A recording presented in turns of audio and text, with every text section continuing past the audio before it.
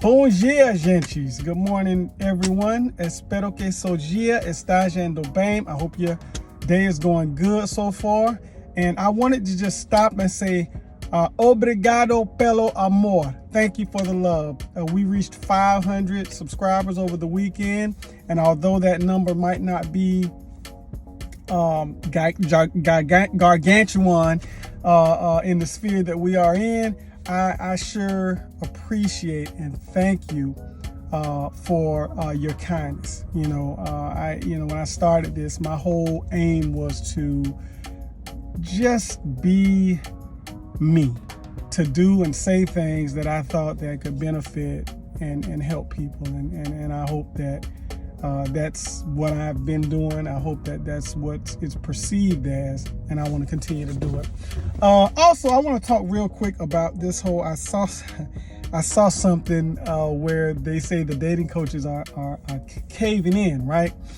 And I'm not surprised. I don't think many guys are. Here's the thing. Men have things that we like in common, and we have things that we dislike in common, and those things unite us. And I think that's ubiquitous. That's all around the world. What are those things that we like? Well, we like peace. We don't like confusion. We like peace. We like food. We like to laugh, and we like sex. We like intimacy. And I'm not talking about on a situation where we just can't control ourselves, but we like those things. What do we dislike? We dislike confusion. We dislike games. We don't want to be used, and we don't want to be taken advantage of, and we hate drama. And unfortunately, this country is replete with, you look at the TikTok stories, you look at the Instagram stories, the clippings of people being assaulted by their girlfriends, by their wives, by people in the public. And most guys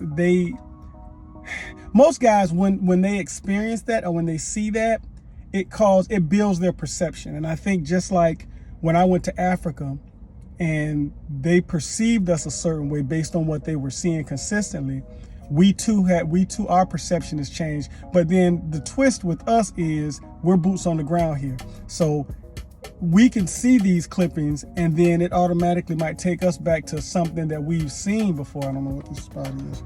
It automatically might take us, my son did that. It might take us back to a spot or something, or a time in life, and we realize, you know what? I remember seeing my aunt, or I remember seeing my cousin, or I remember seeing the girl next, or I had this situation happen to me, unfortunately. So everybody's not lying. So where do we go from here, or how do they maneuver, or what even caused that to be? What even caused that flip-flop? Well, I'll say this. What caused the flip-flop, I believe, is that they realize that they're fighting for a seat on the Titanic.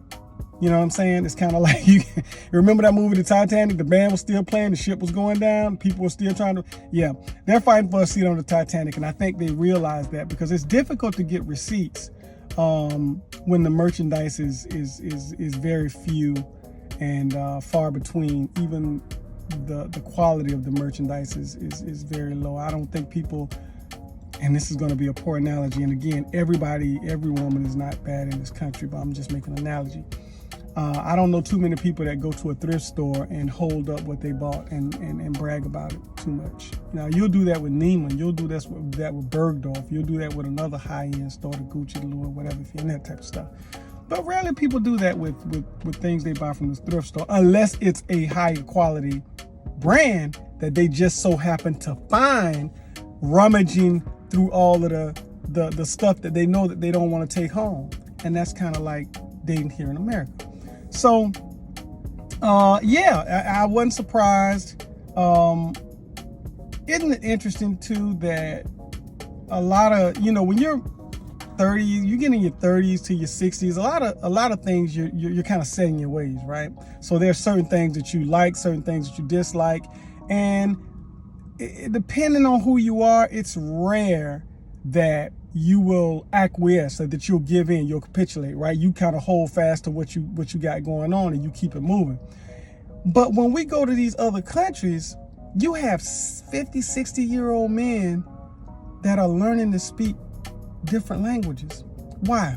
Because they're no longer playing defense. They're on the offense. They're not trying to prevent the other team from taking advantage of them and scoring. They have the ball now. And I would even go as far as to say it's not even a contact sport in a sense of going overseas, rather in a sense of hard-nosed tackle football. It's more like flag football. It's easy to play flag football. Rarely do people get hurt. I mean, you know, people get scored on sometimes, but it's rarely that people are injured, as opposed to a uber physical contact sport like football here. So when you don't have to play defense, your defenses lower. You don't have that you're not dealing with fight or flight. You're just at peace. And so now you can explore, you can open up your heart, and you can do something different and enjoy it and persuade and encourage other people to do it. Because another thing that men have in common is this: if we find something good, we want to share it with other brothers. And I think that's what's been happening. I know that's what's been happening for a long time, from the inception of this travel with Charles Tyler all the way on up to Austin Holloman now. So, what we found out is that I think pride, or pain rather, has taught and is teaching a lot of men here what pride is refusing them to learn. And I understand they have a sense of loyalty, but you know, some loyalties can be dangerous. Like it can really cost you your life. And another thing that I think that they really need to understand is that men have backbones, and having a backbone is a situation where you can be bold enough to declare victory, but humble enough to acknowledge defeat. And everyone can't do that. You have to be bold to declare victory, because once you do, everybody's coming for you. You have to be humble enough to acknowledge defeat, because not everybody's right. Not everybody has everything all together. And there are a lot of good lessons that can be learned in defeat. And so, men have backbones, simps have wishbones. And you and I both know, you pull a wishbone hard enough, it snaps in half. Anyway, talk to you guys later. Follow Conversate My Starsia. It's my business phone. I'll let it ring. I'll let it ring. Follow Conversate My Starsia. Talk to you guys later. This is your man Larry, American Brazilian. Once again, saying obrigado, muito obrigado pelo amor. Thank you for your love. And we'll see you on the next one. Que é verdade.